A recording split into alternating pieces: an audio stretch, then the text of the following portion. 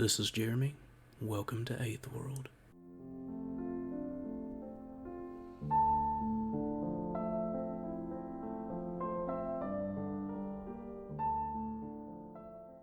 Good day, everyone. It is April the 26th, 2020, around midday. I am a lifelong lover of comic books, and especially superhero comics. I've talked about this before here on Eighthworld, and this will be one of those episodes where I delve a little deeper into it. So, a confession, I'm a convert to digital comics. There's some stories I'll still buy hard copies of, but I have to limit myself because of space issues. In grad school, in roughly 2009 to 2012, I accumulated a lot of paper comics. I mean, so many long boxes in storage right now. This was after discovering there was a great comic shop in the city where I was going to school, and I want to give a shout out to Bombshell Comics, formerly known as Comics and Stuff, at Hattiesburg, Mississippi. I love those folks, and I spent a lot of time there when I lived in Hattiesburg.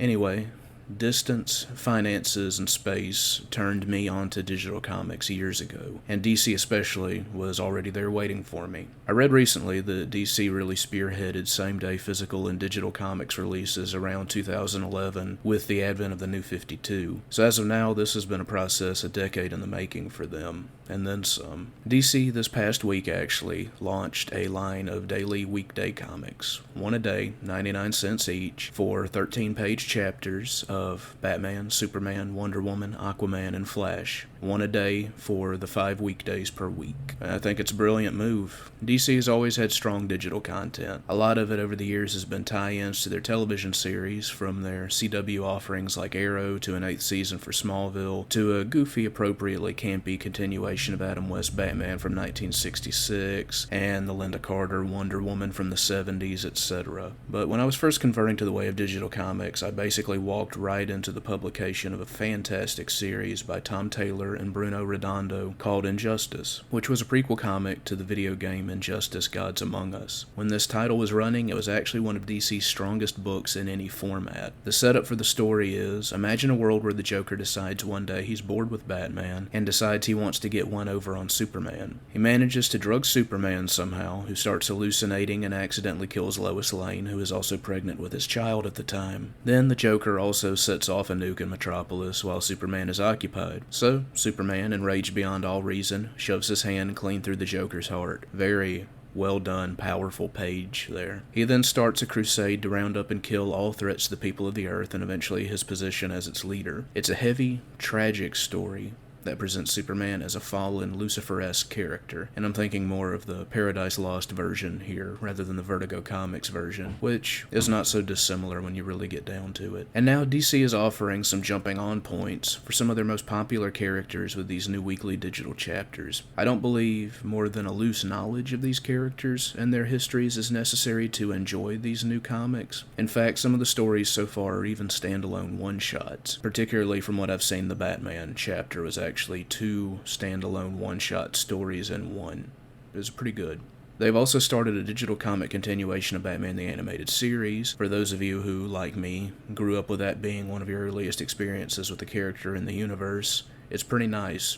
Art style is the same and everything. So whatever the future holds for comic books, and regardless of what they confess to, the quarantine has hurt the industry. There haven't been any major releases in weeks, but DC is adapting and looking forward. And I enjoy that because they're home to some of the most iconic figures in all of American comics. They should be the leaders other comic companies look to. We'll just see what comes of all this in the weeks ahead. And that said, I'm an advocate for digital comics right now, but I still love a good comic shop, and I think that they are a wonderful business to have near you. If you do live in a town or city that has a comic shop, go out and support them in any way that you can. I know that some of them have started curbside service as well, so maybe consider taking advantage of that.